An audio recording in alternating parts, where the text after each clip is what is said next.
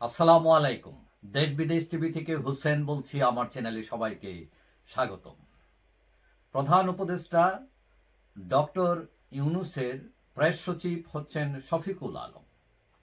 তিনি এখন প্রায় ভাইরাল হচ্ছেন, বিভিন্ন কথাবার্তা বলে। এবং এই যে ২১শে বইমেলা শুরু হয়েছে, যেটা ডক্টর ইউনূস উদ্বোধন করেছেন, সেই বইমেলায় কিছু ডাস্টবিন রাখা হয়েছে যেখানে শেখ হাসিনার ছবি দেওয়া, এবং এই ডাস্টবিনের নিচে লেখা আছে বৈষম্য বিরোধী ছাত্র আন্দোলন।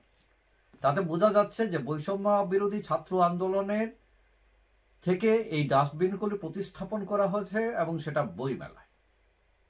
এবং সেই ডাস্টবিনে যেখানে শেখ হাসিনার ছবি আছে, যে ডাস্টবিনের মধ্যে, সেখানে ময়লা ফেলছেন ওই প্রেস সচিব শফিকুল আলম।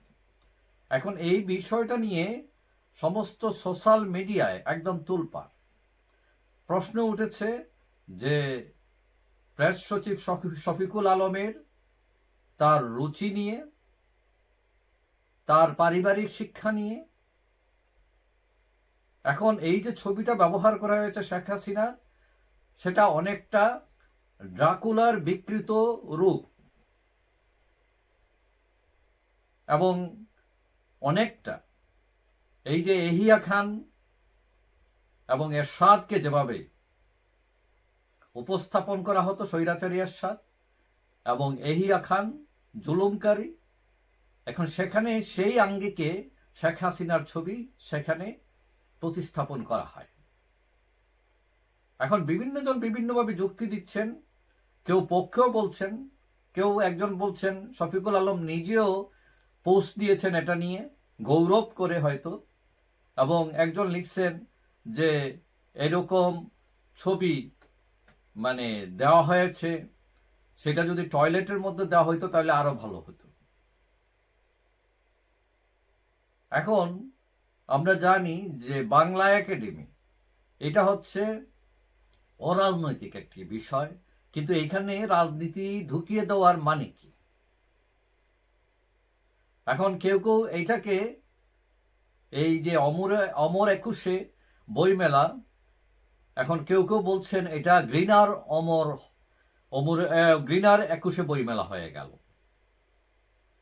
এখন লক্ষণীয় বিষয় হচ্ছে এইটা যে যারা শেখ হাসিনাকে পছন্দ করতেন না, আওয়ামী লীগকে পছন্দ করতেন না, তারাও এই পোস্ট দেখে অনেকেই বিরূপ মন্তব্য করেছেন, বলেছেন এগুলো ঠিক হয়নি, শেয়ার করা এটা খুবই বাজে একটা কাজ হয়েছে। এখন কেউ কেউ আবার এটাও বলছেন যে যখন কোনো সরকার আসে তাকে ফেলে দেওয়ার এক ধরনের লোক বাইর হয়। এখন এই প্রেস সচিব ওই ফেলে দেওয়ার লোকদের মধ্য থেকে আসছেন কিনা, সরকারের ভাবমূর্তি নষ্ট করার জন্য আসছেন কিনা। এবং কেউ কেউ বলছেন যে এটা হচ্ছে বিকৃত মনমানসিকতা।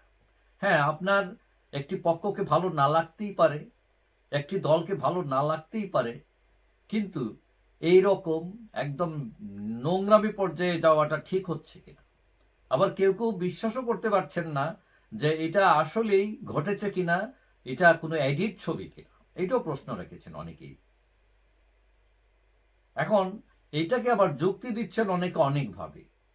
কেউ বলছেন এটা বুমেরাং, আবার কেউ বলছেন ওই যে শেখ হাসিনার ছবি যেটাতে দেওয়া হয়েছে ডাস্টবিনে, সেখানে আবার কেউ কেউ এডিট করে ইউনূসের ছবি লাগিয়ে দিচ্ছেন, অর্থাৎ এটা বুমেরাং। তারা উপরে থুতু দিছে, আবার নিজের উপর পড়ে গেছে। আবার এইটা যদি আপনারা মনে করেন যে আবু জেহেলের বাড়ি ছিল সৌদি আরবে, সেখানে এখন হাজী সাহেবদের টয়লেট বানানো হয়েছে, তো আমরা বানাইলে কি? এখন যুক্তির খাতিরে অনেক কিছু বলা যায়, কিন্তু রাজনীতিতে একটা যে আমাদের রাজনীতিতে যে স্বাচ্ছন্দ্য, রাজনীতিতে ভদ্রতা বিনয় যেটা ছিল, এইটা আস্তে আস্তে কেন জানে উঠে যাচ্ছে। সবাই মারমুখী হয়ে যাচ্ছে, নোংরা রাজনীতির দিকে যাচ্ছেন। তবে আওয়ামী লীগের জন্য আবার সুখবর, এই পোস্ট আসার পর যারা আওয়ামী লীগ বিরোধী ছিলেন, শেখ হাসিনা বিরোধী ছিলেন, তাদের কেউ কেউ বলছেন বিষয়টা সুন্দর হয়নি।